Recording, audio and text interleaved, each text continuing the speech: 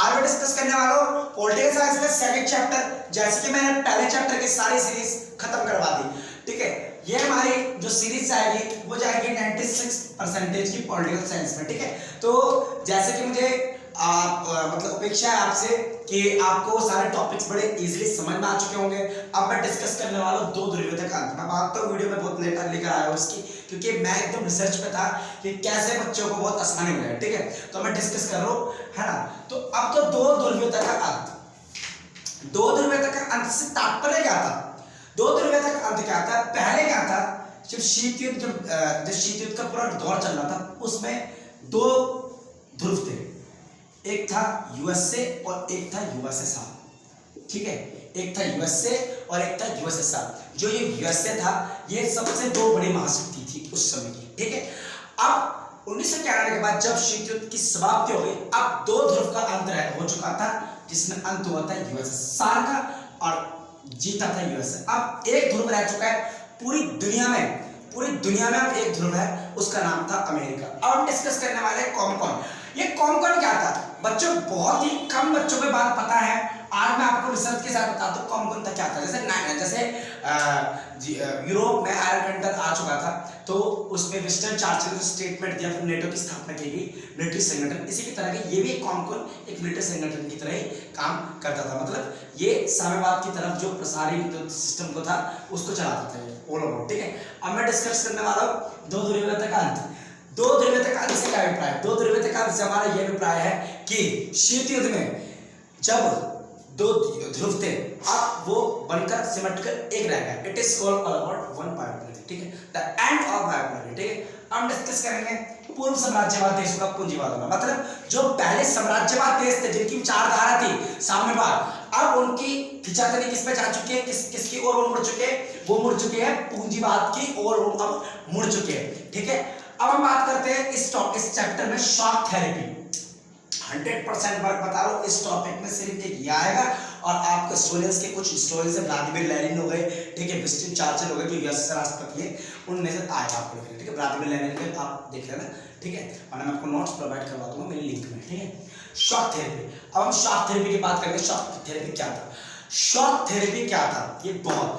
ये क्या बात होगी, जैसे हमने किसी को चोट दे दी, चोट देकर हमने उसका इलाज कर दिया। मतलब पहले अमेरिका ने यूएसएसआर को इतनी तगड़ी चोट दी कि वो हार गया, अब वो उसका उपचार कर रहा है। जो उससे अलग हुए देश थे, जिन देश की अर्थव्यवस्था चरमरा चुकी थी, अब उसकी मदद करना चाह रहा था। ठीक है, इसको बोलते हैं आघात पहुंचाकर उपचार करना।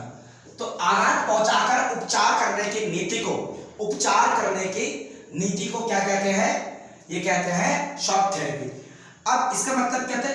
पूर्वी यूरोप और मध्य एशिया, पूर्वी यूरोप और मध्य एशिया के बीच, पूर्वी यूरोप और मध्य एशिया के बीच अपनाया गया ये एक मॉडल था, जिसको प्रेजेंट कौन कर रहा था? IMF, international monetary fund, world bank, इसको प्रेजेंट कर रहा था। मतलब मध्य एशिया, पूर्वी यूरोप से मध्य एशिया और पूर्वी यूरोप के जो देश थे इसको अपना रहे थे। ठीक है, इसकी ओर खींचातानी करके लेके जा रहे थे। ठीक है, मतलब शॉक थेरेपी से दोबारा मैं डिस्कस करना चाहूंगा। पूर्वी यूरोप और मध्य एशिया के बीच अपनाया गया एक मॉडल था, पूंजीवाद मॉडल जिसे कहते हैं हम, कि साम्यवाद से पूंजीवाद की तरफ ले जाना। ठीक है, वही इसका मतलब है फ्रेंड्स। आप जो डिस्कस करने वाले हैं, इसी में जो मतलब मैंने शॉक थेरेपी से समझाया, आपको थोड़ा दिक्कत हो रहा तो मैं इस ट्रिक से समझाऊंगा। ये मध्य एशिया और पूर्वी यूरोप का एक मॉडल बनाया गया, जिसमें साम्यवादी की तरफ जो प्रसार जा रहा था, उस प्रसार को हटा दिया गया, अब पूंजीवाद की तरफ ले दिया गया। मध्य एशिया पूर्वी यूरोप की तरफ एक मॉडल बनाया गया, जिसमें पूंजीवाद की तरफ ले जाया गया। ये शॉक थेरेपी का एक एम था। शॉक थेरेपी के अंतर्गत IMF मतलब इंटरनेशनल मॉनेटरी फंड और वर्ल्ड बैंक ने इसमें सहायता करी, और जो मतलब साम्यवादी नीति थी उसको एकदम क्लियर कर दिया गया, उसे हटा दिया गया, साम्यवादी नीति को एकदम खत्म कर दिया गया। अब पूंजीवाद के और ढांचे पे लेके गए। ठीक है, अब शॉक थेरेपी का परिणाम लेंगे। ये क्वेश्चन आता है 5 नंबर में, 6 नंबर में। शॉक थेरेपी का परिणाम, यूएसएसआर से अलग देशों की अर्थव्यवस्था चरमरा गई। जो यूएसएसआर से अलग हुए देश थे ना, उनकी अर्थव्यवस्था अलग अलग हुई। अब बहुत से बच्चे कंफ्यूज रहते हैं इस पॉइंट पे। मतलब जब यूएसएसआर टूटा तो उससे अलग अलग जो देश बिखर गए, उनकी अर्थव्यवस्था अपना गए। कारण क्या था? जो रूस की मुद्रा थी रूबल, उसमें ना गिरावट आ चुकी थी। क्या हो चुकी थी? रूस की मुद्रा में गिरावट आ चुकी थी। इसलिए जब मुद्रा में गिरावट आ चुकी है, जहां पे आपको 1 रुपए में 4 चीज मिल रही थी, वहां आपको 1 रुपए में 2 चीज मिल रही है। ठीक है, तो बहुत बड़ा डिफरेंस था। पहली चीज, राज्य नियंत्रण उद्योगों को सस्ते नीति में दिया गया। मतलब जो राज्य में चीजें बनाई गई थी, जो साम्यवादी नीति से चीजें बनाई गई थी, जो 10 रुपए में, मान के चलो कोई चीज हमने बनाई 10 रुपए में और वो गई है 2 रुपए में, तो ये नुकसान नहीं हो गया। ये बहुत बड़ा डिफरेंस था उस समय का। ये चीज, औद्योगिक ढांचा अस्त व्यस्त, जो इंडस्ट्रीज थी जहां पे चीजें बनती हैं वो एकदम तहस नहस होता है। जब पैसा ही नहीं है तो कहां से आएगा? तीसरा, अमीरी और गरीबी की रेखा खिल गई। क्योंकि अमीरी और गरीबी की रेखा क्यों बढ़ गई? क्योंकि भैया इसलिए बढ़ गई, अब तो जो मतलब जो सप्लाई है, सप्लाई क्या है?